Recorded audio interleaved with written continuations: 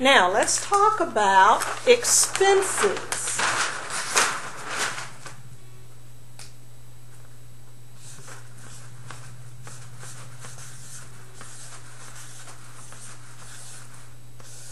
An expense as opposed to an asset.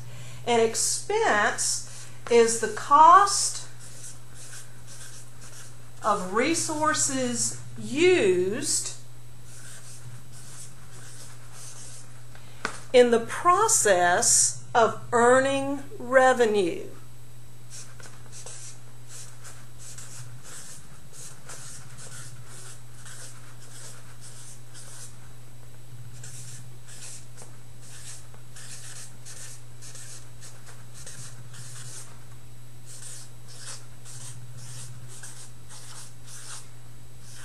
The cost of resources used in the process of earning revenue.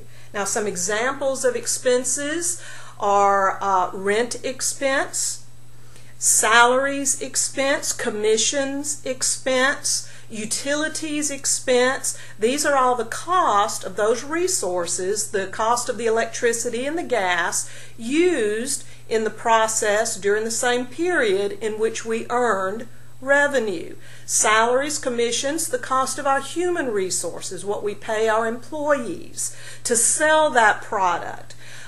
Rent expense, the cost of occupying the space that we don't own. Depreciation expense, the cost of property we do own, buildings and equipment associated with its use this period. So we take the cost of that building and spread it out over all the months, all the years that that building is used. So cost of resources used in the process of earning revenue. That's an expense. Now, as relates to inventory, when inventory is sold, or let me back up, before inventory is sold, its cost is on the balance sheet, because until that inventory is sold, its cost represents a probable future economic benefit. But once that inventory is sold, its cost comes off the balance sheet and is reported on the income statement as the expense cost of goods sold. The cost of goods sold. So an expense, resources used in the process of earning revenue. For inventory, the specific expense is called cost of goods sold, and that expense is reported on the income statement.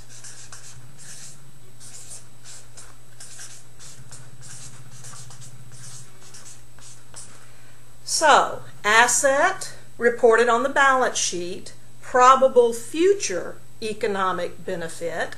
Expense reported on the income statement, the cost of resources used in earning revenue. So we've received the benefit of those resources in the form of prices we charge our customers for our goods or services. So assets on the balance sheet, expense on the income statement.